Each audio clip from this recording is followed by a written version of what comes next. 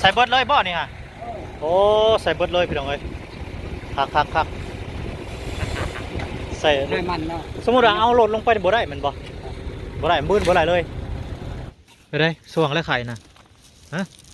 ยังบ่ช่วงยังบ่ช่วงเวียนไปจักยาไปจักยาบ่ห่าน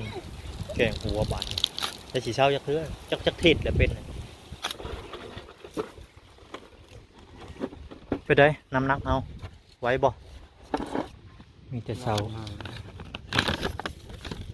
ล้าน500,000พี่น้องอ่ะมาบังดูโอเคเนาะครบโอเคขอบใจขอบ440,000เนาะโอเคอ่ะจะได้กะขอบใจเด้อนี่แหละ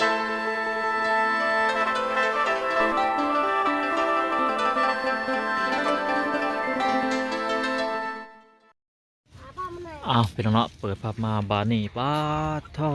มาแต่เซียวแต่เศร้าพี่น้องเนาะตอนนี้ก็เป็นเวลาอยู่9 โมงพี่น้องเนาะมาคนหินคนทรายพี่น้องเลยสวัสดีน้องแน่นนะสวัสดีวันนี้มาออกกำลังกายพี่น้องเลยเนาะใครก็ได้สวัสดีเด้อทางนี้ก็ได้บ่สบายบันไดเนาะช่วงนี้อยากเป็นไข่ตื่นว่าสบายดีป่ะไปรุ่นน่ะเข้ากล้องแน่โอ้ไปรุ่นน้อยเว้ยทางนี้ขยันแน่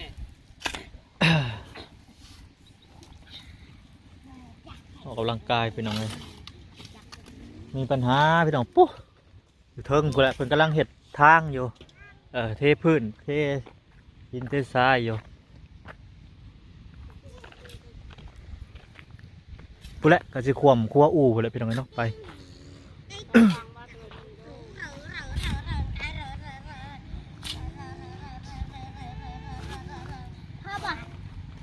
ใส่สำได้พอบ่สำหนึ่งเบิ่งคานมันก่อนมีบ่เบิ่งบ่ฮักบ่คือกงนี่เนาะบ่เห็นว่ามันอ่อนมันจังคือติดยางรถคืออ่อนแท้นี่มันยางรถอ่อนบ่ตีนน้อยสำหรับนั้นได้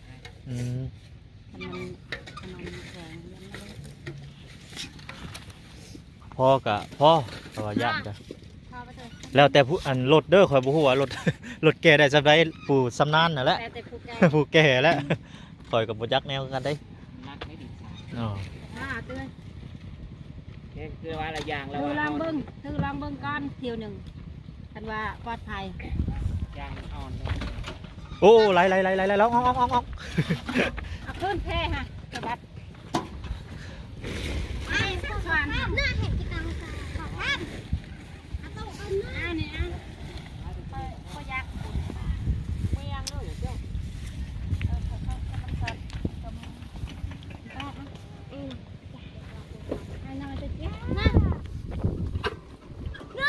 ลองเบิ่งคือจังไงไปได้บ่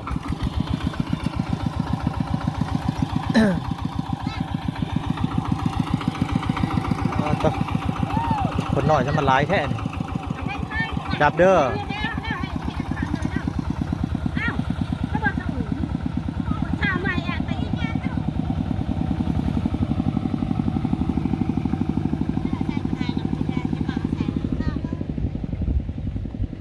บัวสิจักลบหน่อยเนาะเบิ่ง1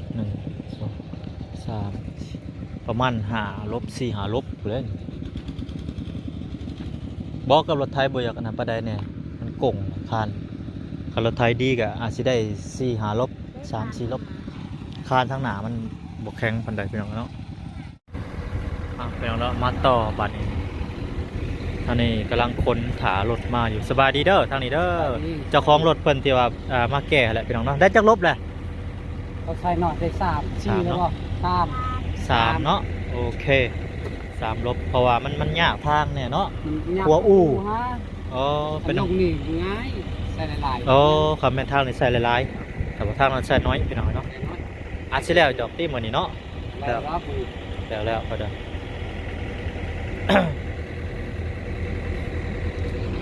ตอนนี้เพิ่นกำลังเฮ็ดครัวอยู่ไปทางนี้ก็ได้แล้วก็แก่ปูนแก่ทรายมาคือกันเพิ่นก็ได้ปูน โอ้ลมผลึกดีนี่มื้อนี้พี่น้องเอ้ยโคตรโพลม ำลังรอตารถไทยมาอีกพี่น้องเนาะ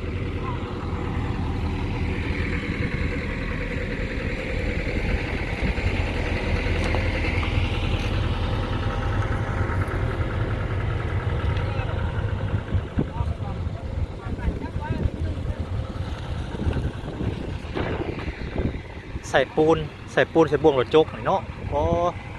ยกไปเลยไปบ่ได้บ่ใส่รถขนาดไปโอ้ตอนนั้นกำลังเห็ดอันนั้นอยู่พี่น้องเนาะกำลังเห็ดทางอยู่ต่อ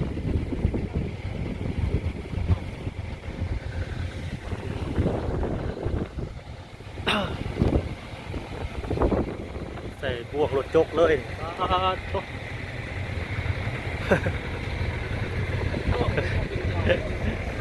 ใส่เบิดเลยบ่นี่ฮะโอ้ใส่เบิดเลยพี่น้องเอ้ยคักใส่ ให้มันเนาะ สมมุติว่าเอารถลงไปบ่ได้มันบ่ได้มื้นบ่ได้เลยอ๋อ แต่มันค่าตอนนี้ ปลาตัวนั้นบ่แม่นง่ายตัวนี้ง่ายสุดต้นหนึงบ่นี่2ต้นโอ้2ต้น ต้น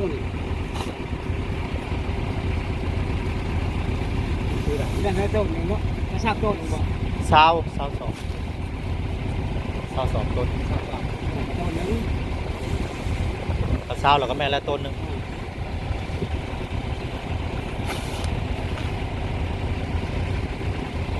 แล้ววินเลยเนาะ ไปลุยน้ำเลยเนาะรถจกก็ได้เอาอันปูน เอาปูนไป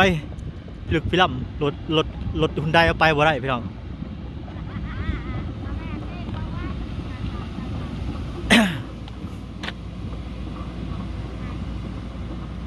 ตัวปูนเต็มบ่วงรถจกไปเลยนี่เนาะลุยน้ำขึ้นฝั่งนั่นปูนเอาไปบุถึงเพิ่นว่ารถหุ่นไดไปบ่ได้เอาขึ้นพังนะบ่ได้ฝั่งนั้นมันมีหินมีขี้ดินงูรถยากว่าซั่นซะไปยาก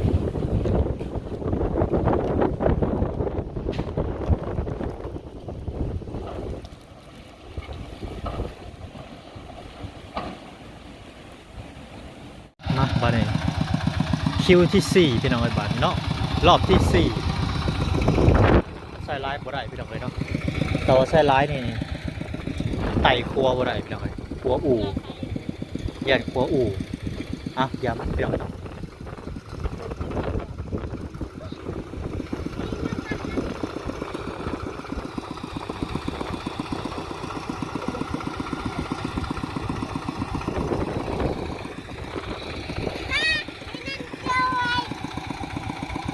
อันนี้ลูกรอบบ่นี่คือว่ะ คือพ่อ ใช่ไหมเนาะ เอามือเรียนี่ได้พอ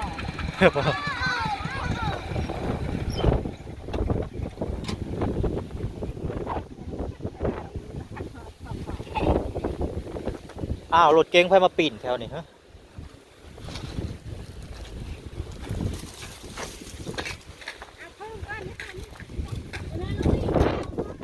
ลมเพลงเป็นว่า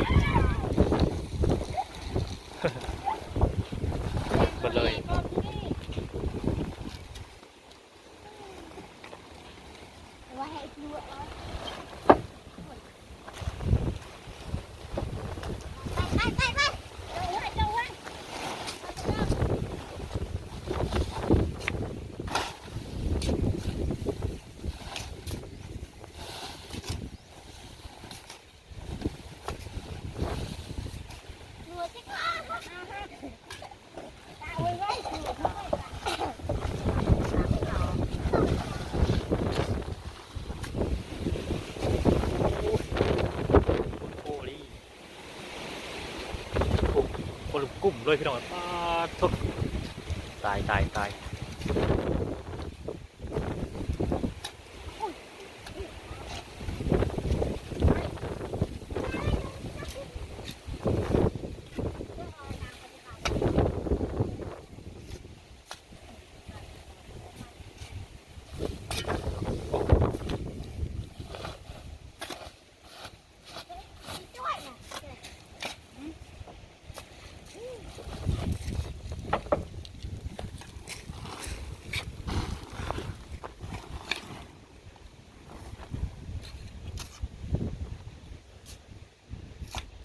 ยัดหมดอ่ะ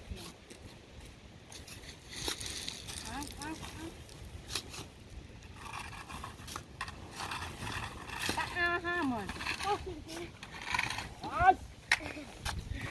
สามนะอะไรต่างสามฝุ่นมา ส่วนเมียนเดียวป่ะ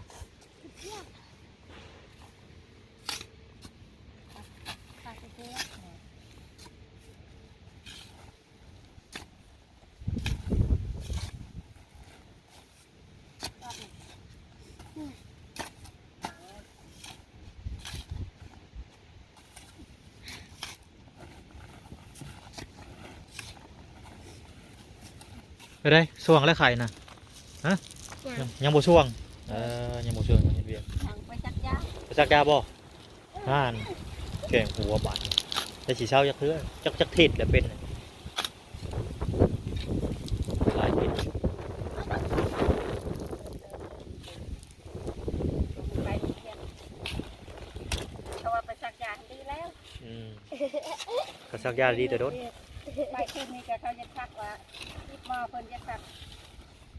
ใครแน่เพิ่นเอาอีกเลย ตัวหมอเนาะใครแน่ย่านซัก ย่านเค็ม ย่านเค็มหัวสั่นหัวเศร้าจักเทื่อ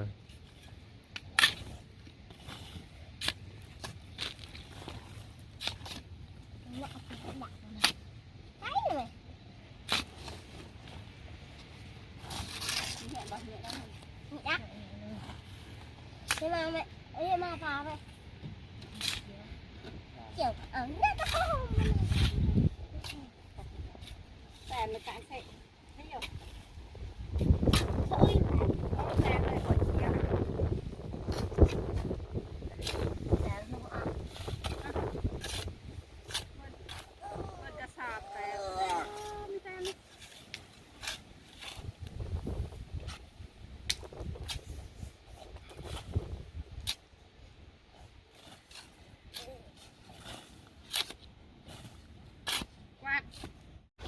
พี่น้องเนาะตอนนี้รอบมักหินพี่น้องเลยรอบทรายคือว่าสำเร็จเสร็จสิ้นเนาะรอบสีทรายเหลือแต่รอบหินพี่น้องบันใครที่สำเร็จแล้วพี่น้องเนาะถ้าว่าใส่ได้หลายปานนี้แล้วพี่น้องเนาะเพราะว่าใส่ได้น้อยพี่น้องเลยใส่ได้บ่หลาย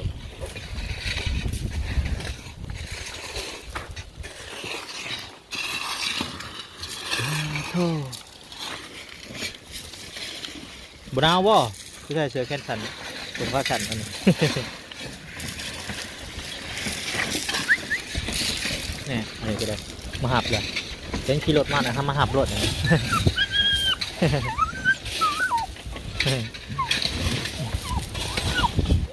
มาบ่ได้มาหับวันนั้น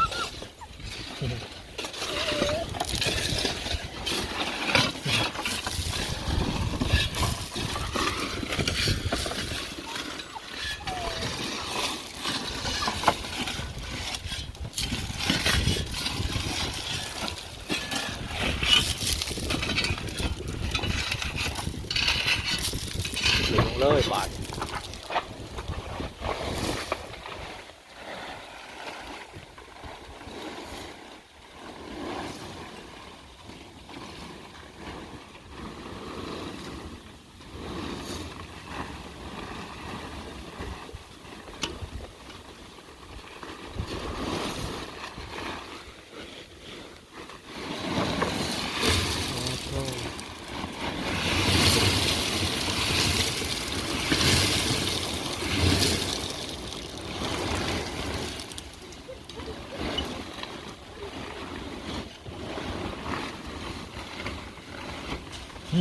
เสือกค่าเสือก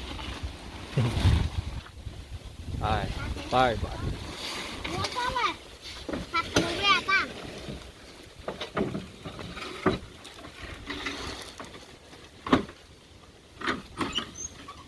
ไปผัดนะไปนะ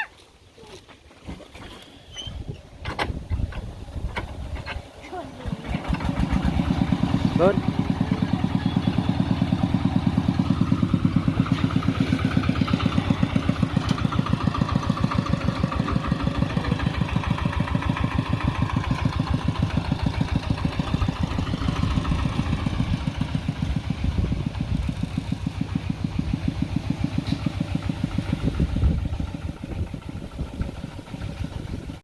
น้องพี่น้องตอนนี้เสาห้องน้ำก็มา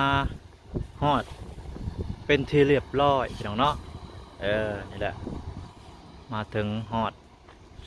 ตอนนี้ก็กำลังขนหินขนทรายอยู่เนาะดีมาเลยพี่น้องให้เราก็ได้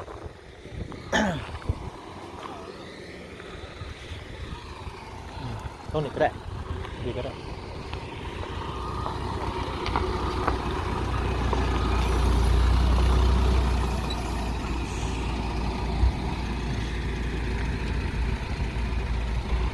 4 เสาเนาะเสาของน้ำเป็นยังไง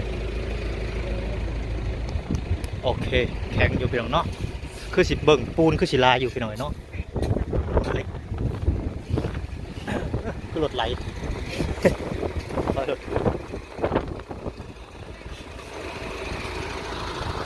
ปใหม่ป่ะเสร็จเลยเอาไปหุ่นเลยป่ะหุ่นกันเลยเอาเดี๋ยวแดง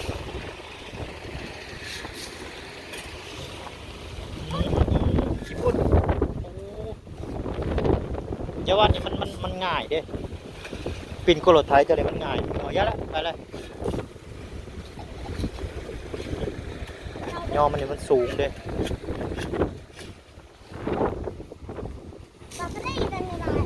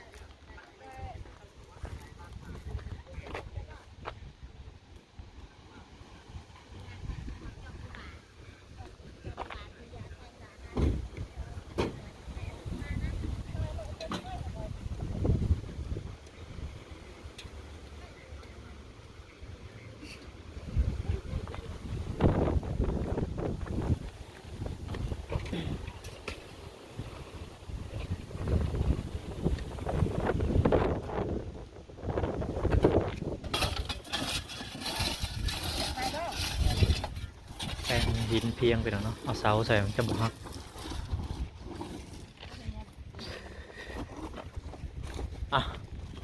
เอาก่อน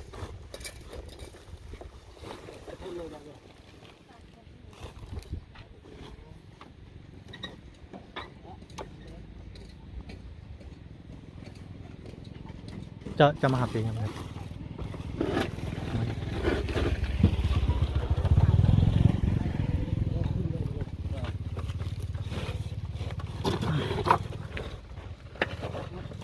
ฮึบไปโอ้แบกเลยโอเค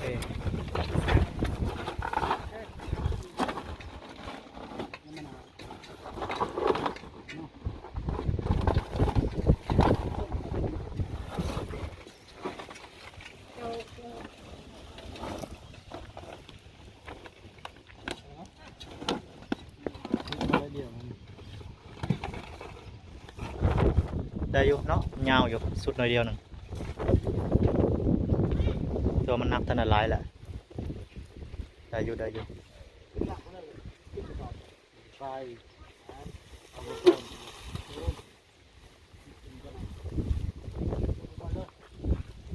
ครับเดี๋ยวทางเลยฮึบ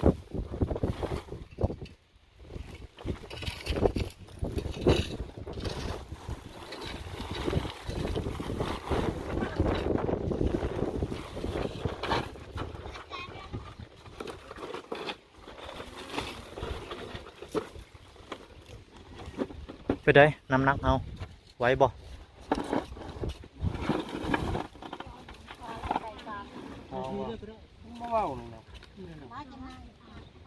อ๋อทางมันอยากคานมันอยากหักบ่ ลงนะ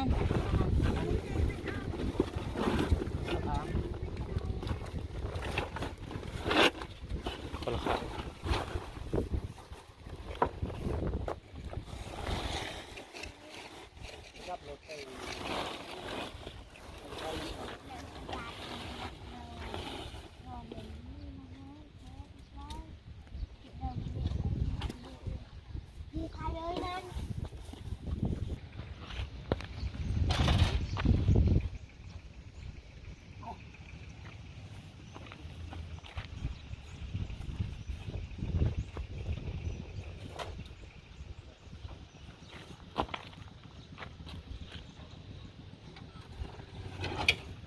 โอ้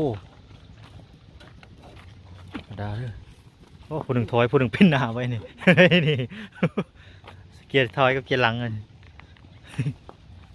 ลอง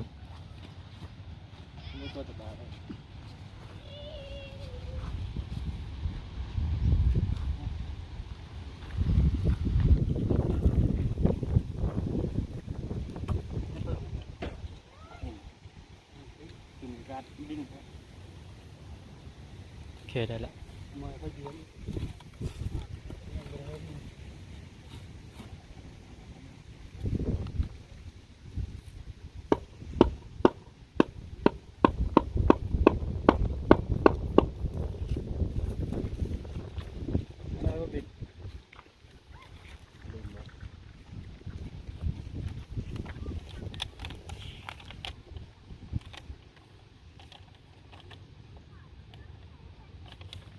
มีแต่เสา1,500,000พี่น้องเสาโอเคเดี๋ยวสิจ่ายไปเลยพี่น้องเนาะ นี่ไปส่งต่อนี่เนาะต่อพี่น้องเลยอ่ะมาบังดู1,500,000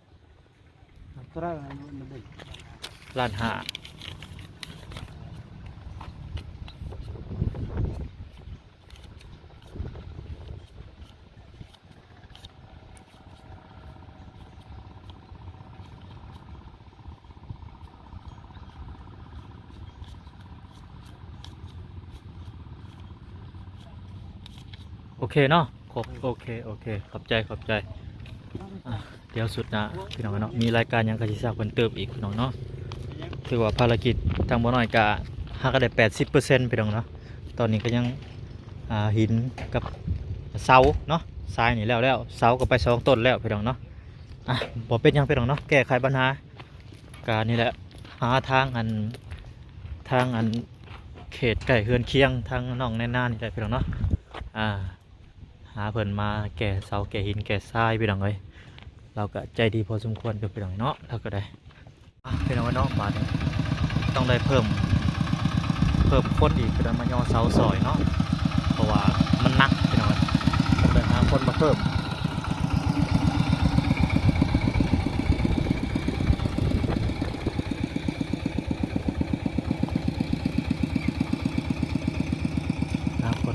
เนาะ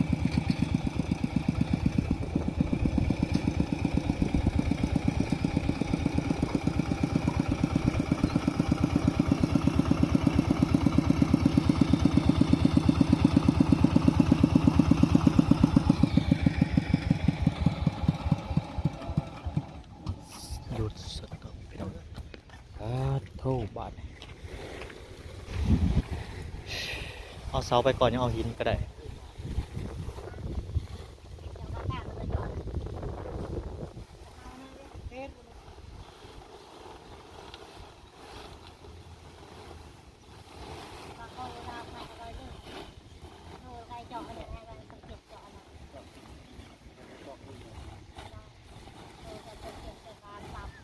เฮ็ดเป็นอันนุ่มๆ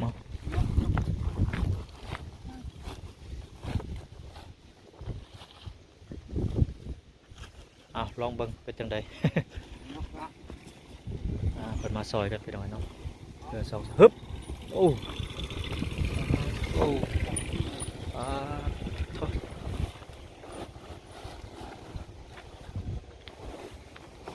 เอาปึ๊บปึ๊บ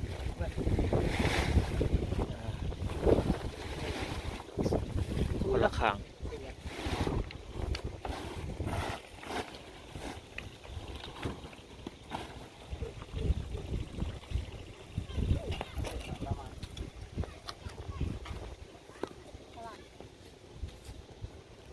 ปึ๊บ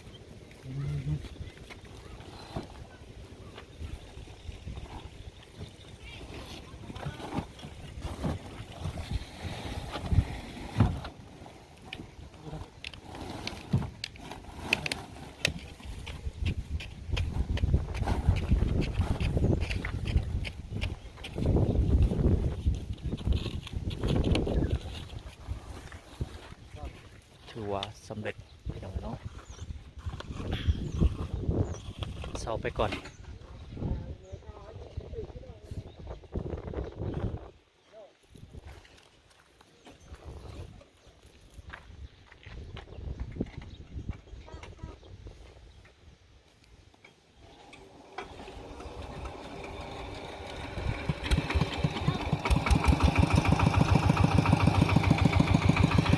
ลองเสาหนีบเด้อลองเสาหนีบเสาสิหนีบบ่นอนเสาสิหนีบ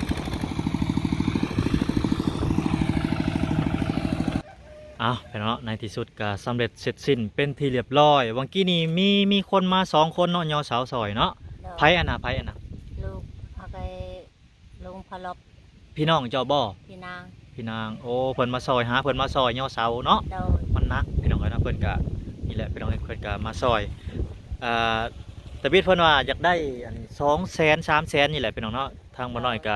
พอดีเสาก็มาพอดีก็สิตื้มให้เพิ่นเป็น400,000เลยเนาะ โดย แล้วบัดนี้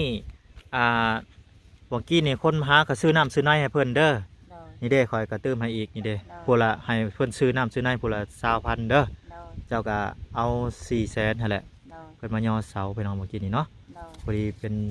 440,000เนาะ โดย โอเคเอ้า โดย จะได้ก็ขอบใจเด้อ โดย นี่แหละพี่น้องหาเพิ่นมา